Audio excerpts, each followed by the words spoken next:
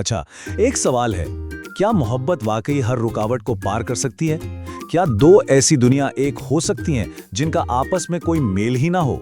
आज हम एक ऐसी ही सादा सी लेकिन बहुत गहरी कहानी पर बात करने वाले हैं। ये कहानी है एक परिंदे और एक व्हेल की, जो हमें मोहब्बत, ताल्लुक और कुर्बानी के असल मायने सिखाती है। तो कहानी में है दो किरदार जो बिल्कुल ही अलग अलग जहानों से हैं। एक है परिंदा, आसमान का बादशाह जो हवाओं में उड़ता है, और दूसरी है व्हेल, समुंदर की मलका जो गहराइयों में तैरती है। उनकी दुनियाओं का यही फर्क, यही तजाद उनकी पूरी कहानी की बुनियाद है। और बस यहीं से कहानी शुरू हो जाती है, एक ऐसे ताल्लुक से जिसका तस्वर करना भी मुश्किल है। ये वो लम्हा है जहां आसमान और समुंदर मिल जाते हैं और दो अलग अलग दुनियाएं मोहब्बत के एक नाजुक धागे से बन जाती हैं। तो सवाल ये उठता है कि आखिर ऐसी क्या बात थी जिसने इन दो बिल्कुल मुख्तलिफ मखलूकात को एक दूसरे की तरफ खींचा? आखिरकार वो तो एक दूसरे की दुनिया में कदम भी नहीं रख सकते थे। आइए देखते हैं कि इनका रिश्ता कैसे परवान चढ़ा। दरअसल उनकी मोहब्बत की बुनियाद ही एक दूसरे की खूबियों को सराहना था। परिंदे को व्हेल की मुस्कुराहट और उसका तैरने का अंदाज बहुत भाता था, तो व्हेल को परिंदे के सफेद पर और आसमान में उसकी ऊंची उड़ान से मोहब्बत थी। वो एक दूसरे में वो खूबसूरती देखते थे जो उनकी अपनी दुनिया में नहीं थी। और ये जो ताल्लुक था ना, ये और भी गहरा हो गया जब इन्होंने एक पूरी गर्मी साथ गुजारी।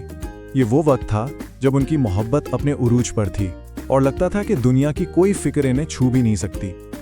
सोचें जरा, वो घंटों बातें करते, चांद की, सितारों की, समंदर पर तैरते जहाजों की। वो अपनी अपनी दुनिया के किस्से एक दूसरे को सुनाते थे, और उनकी बातें ही वो पुल थी जो आसमान और समंदर के बीच बन गया था। और ये रिश्ता सिर्फ बातों का नहीं था, इसमें जज्बात का एक मुकम्मल तवाजुन था। परिंदा लतीफे सुनाकर व्हेल को हंसाता और व्हेल ऐसे खूबसूरत गीत गाती कि परिंदा रो पड़ता। वो एक दूसरे की खुशी और गम में पूरी तरह शरीक थे। मगर जितनी भी ये दुनिया परफेक्ट थी, ये हमेशा तो नहीं रह सकती थी, है ना? बाहर की दुनिया, असल हकीकत आहिस्ता आहिस्ता उनके इस खूबसूरत बुलबुले में दाखिल हो रही थी, और एक ऐसी तब्दीली आने वाली थी जो सब कुछ बदल कर रख देती।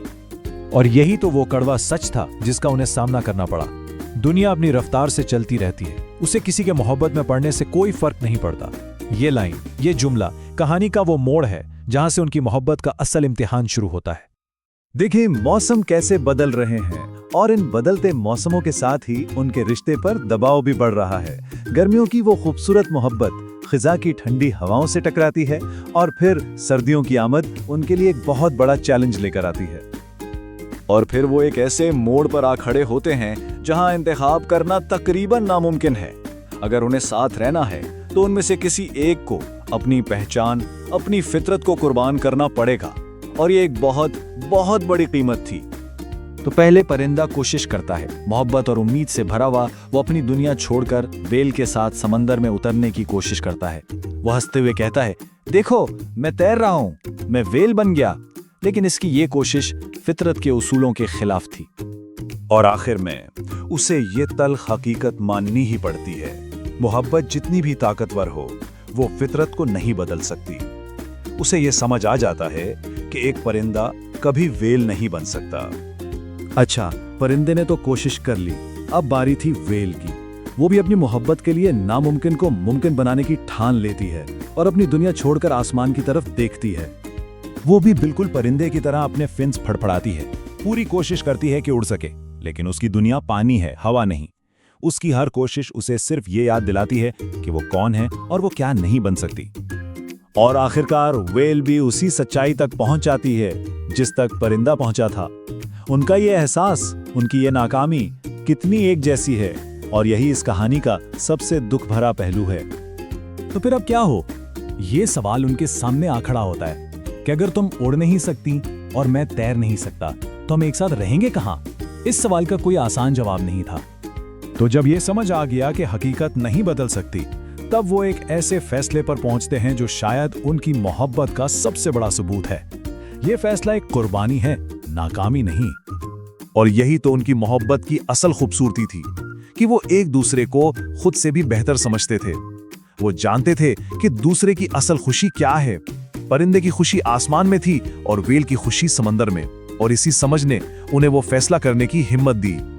तो उन्होंने अलविदा कह दिया। अब सवाल यह है कि क्या यह मोहब्बत की नाकामी थी या उसका सबसे बड़ा सबूत? ये कहानी हमें बताती है कि कभी-कभी सच्ची मोहब्बत का मतलब एक दूसरे की खुशी के लिए उसे जाने देना होता है। खैर, उनके रास्ते तो अलग हो गए, लेकिन उनका जो ताल्लुक था वो टूटा नहीं, बल्कि उसने एक नई और शायद ज्यादा गहरी शक्ल इख्तियार कर ली। वो एक दूसरे को कभी नहीं भूले। उनकी मोहब्बत एक ऐसी याद बन गई जिसे वो हमेशा अपने साथ रखते, एक ऐसे खजाने की तरह जिसे कोई उनसे छीन नहीं सकता था। वो हमेशा एक दूसरे का एक हिस्सा अपने दिल में लिए फिरते थे। जब भी व्हेल आसमान में किसी परिंदे को देखती, वो मुस्कुराकर सोचती कि काश वो खुश हो, और जब भी परिंदा समुंदर में किसी व्हेल को देखता, वो भी यही उम्मीद करता कि वो अपनी दुनिया में खुश है। और ये कहानी हमें एक आखिरी बहुत गहरे सवाल के साथ छोड़ जाती है कि सबसे बड़ी मोहब्बत कौन सी है, वो जो थामे रखती है या वो जो जाने देती है? इसका जवाब शायद हर किसी के लिए अलग हो, लेकिन ये कहानी ये ज़रूर सिखाती है कि कभी-कभी सबसे बड़ी मोहब्बत सबसे बड़ी कुर्बानी भी होती है।